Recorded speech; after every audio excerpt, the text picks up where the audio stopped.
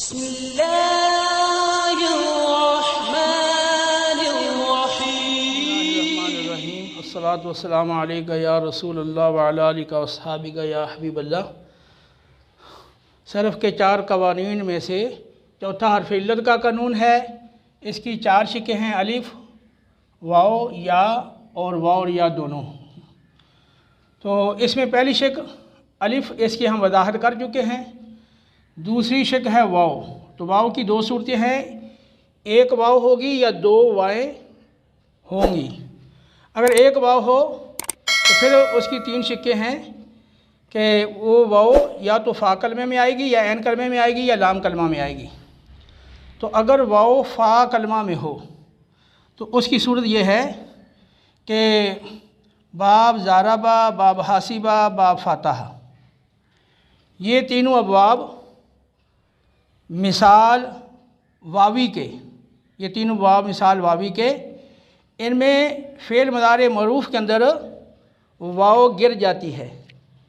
جیسے وعدہ یوعدو، تو یوعدو میں واو گرے گی یعیدو۔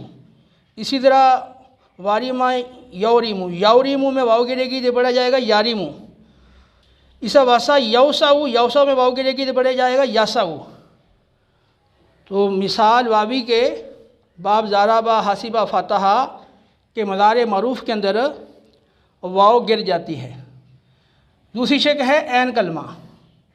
تو عین کلمہ ماضی معروف اور مجہول دونوں ہوں، ماضی معروف ہو یا ماضی مجہول ہو اجوف میں۔ تو اجوف واوی ہو یا اجوف یائی ہو، تو ماضی معروف مجہول اجوف، اس میں واو مکسور اور یا مطلقاً جب گر جائے تو فا کلمے پر کسرہ دینا واجب ہے۔ اور اگر ان کے علاوہ واو مضموم یا واو مفتوح گر جائے تو پھر ضمہ دینا واجب ہے۔ تو اجوف کی ماضی معروف ہو یا مجہول ہو، اس میں اگر واو مکسور گر جائے یا مطلقاً یا مطلقاً گر جائے پھر فا کلمے پر کسرہ دینا واجب ہے۔ اور اگر ان کے علاوہ جو واو مضموم ہے یا واو مفتوح ہے وہ گر جائے تو پھر فا کلمے پر ضمہ دینا واجب ہے۔ اس کی دوسری شک ہے کہ اگر مصدر فعل از مثال واوی، یہ اگرچہ اس کو آپ اس شک کے ساتھ تعلق جوڑ لیں، لیکن آسانی کے لیے ہم نے یہاں اکٹھا بیان کر دیا۔ تو مثال واوی کا مصدر ہو فعل کے وزن پر، اسی طرح اجوف واوی کا مصدر ہو افعال کے وزن پر، تو اس میں جب واو گر جاتی ہے تو اس واو کے عوض آخر میں گول تا لگائی جاتی ہے۔ اور فعل جو مصدر ہے اس میں جب واو گر جائے گی فا کلمے کی اور آخر میں تا لگائیں گے تو فا کلمے پر آپ کسرہ پڑھیں گے۔ اور اگر یہ مصدر باب فاتحہ سے ہو تو پھر آپ اس پر پہلے جو حرف ہے یعنی عین کلمہ اس پہ فتح بھی پڑھ سکتے ہیں۔ جیسے ویدن ہے تو یہ واو گرے گی، اس کے آخر میں گول تا آ جائے گی۔ اب یہ جو عین کلمہ تھا اس پہ آپ کسرہ پڑھیں گے ایداتن۔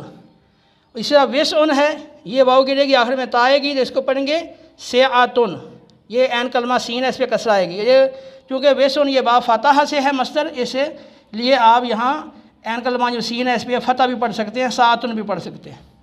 اسا اقوامن، یہ اجوف کی مصدر ہے باب افعال سے، اس کی جب واو گرتی ہے تو اس کے آخر میں تا لگاتے ہیں تو یہ اقوامن ہے، اقوامن مصدر ہے، اور جب واو گرے گی تو آخر میں تا آ جائے گی، یہ بن جائے گا اقامتن۔ تو یہ پہلے میں قاعدہ بیان کر چکا ہوں کہ یہاں واو کی حرکت ماقبل کو چلی جائے گی، اور واو کو اپنی حرکت کے موافق یعنی حرف علت سے بدلیں گے، یعنی الف سے۔ تو 2 الف جمع ہوں گے تو 1 الف گر جائے گا پہلا، تو یہ بن جائے گا اقامن، اور اس کے بعد تا آئے گی اقامتن۔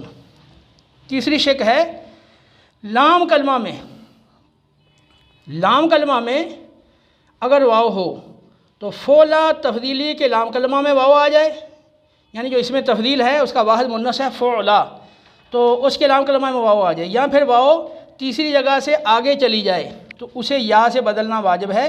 جیسے 2 وا، یہ اس میں تفضیل مؤنث ہے تو اس کے آخر میں جو واو ہے یہ یا سے بدلے گی، 2 وا سے 2 یا، کیونکہ یہ واو فولا تفضیلی کے لام کلمے میں واقع ہے۔ اسی طرح یدعو، یہ جو واو ہے لام کلمے میں تھی، یہ چوتھی جگہ چلی گئی ہے، मलामत मदारे की वजह से। तो अब युद्ध आबू में वाव को या से बदलेंगे, युद्ध आयु बनेगा, फिर या मुतहर्रिक माकुल फतह अलिफ से बदलेगा तो फिर बनेगा युद्ध आ। तो ये लाम कलमा में जब वाव आएगी, हाफ होला तफदीली हो या वाव जो है वो तीसरी जगह से आगे चली जाए तो उसको उस वाव को या से बदलना वाजिब है। इसी तरह फिर अगर दो वाव हैं तो फिर दो वाव वो इसमें मुतमक्कन के शुरू में होंगे या दोनों वाव आखिर में होंगे। अगर दोनों वाव इसमें मुतमक्कन के शुरू में आ जाएं फिर दो सूरतें हैं, दोनों मुतहर्रिक होंगे या पहला मुतहर्रिक होगा और दूसरी जो वाव है वो मद्दा ज़ायदा होगी।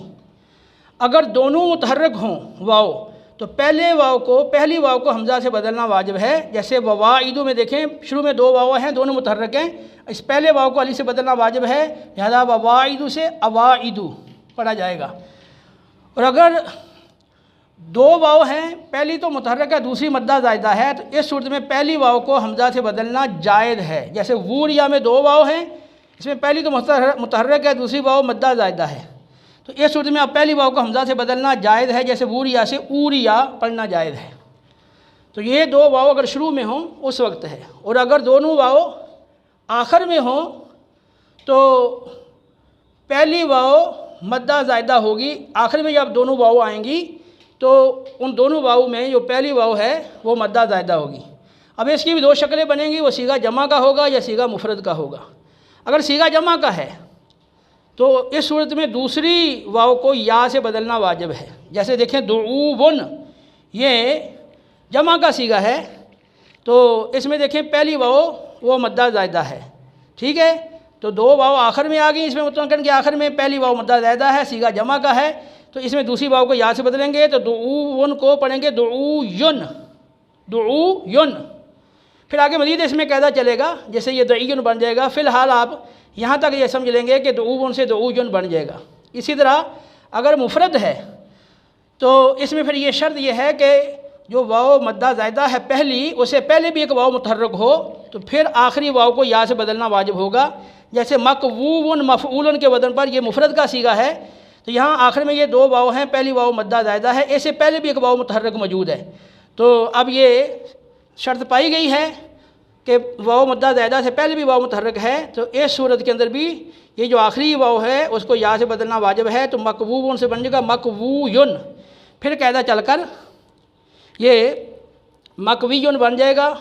तो ये अगला कायदा है, उसमें फिर ये बात आगे आ जाएगी। जब वाव जाव इकट्ठे आ जाएं तो वो चौथी शक्ल में इसको हम बयान करेंगे। अब इसको दोबारा आप बतौर खुलासा के समझ लें कि हरफ इल्लत का जो कानून है उसकी चार शिक्के हैं। तो उसमें जो दूसरी शिक है वाव, उसको हम बयान कर रहे हैं इस वक्त कि वाव या तो एक होगी या वाव दो होंगी। अगर एक वाव हो तो वो देखें फ़ा कलमा में है, ऐन कलमा है या लाम कलमा में है। तो अगर फ़ा कलमा में वाव आए तो याद रखें कि मिसाल वावी का बाब ज़ारबा हासिबा फ़ातहा, इसके अंदर मुदारे मारूफ में वाव गिर जाती है, ठीक है। जैसे यौइदु से याइदु, यौरिमु से यारिमु और यौसाउ से यासाउ। और ऐन कलमे में अगर वाव आ जाए तो अजवफ़ की मादी मरूफ़ हो या मादी मजहूल हो, इसमें ऐन कलमे में जब वाव मकसूर गिर जाएगी या मुतलकन गिर जाएगी, तो यानी या पर जोन से भी हरकत हो, या गिर जाए या वाव मकसूर गिर जाए तो फ़ा कलमे पर कसरा देना वाजिब है। और अगर वाव मकसूर और या मुतलकन इसकी बजाय अगर वाव गिरती है मज़मूम या मफ्तू तो फिर फ़ा कलमे को ज़म्मा देना वाजिब है।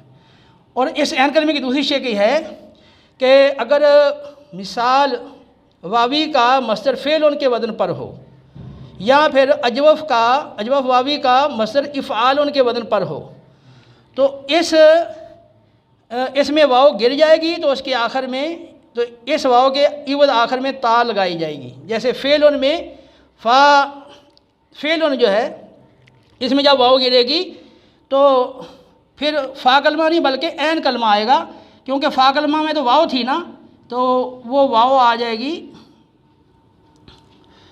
आखिर के, वाव तो गिर गई तो अब ऐन कलमा बच गया, ऐन कलमे पर कसरा आएगी, ठीक है।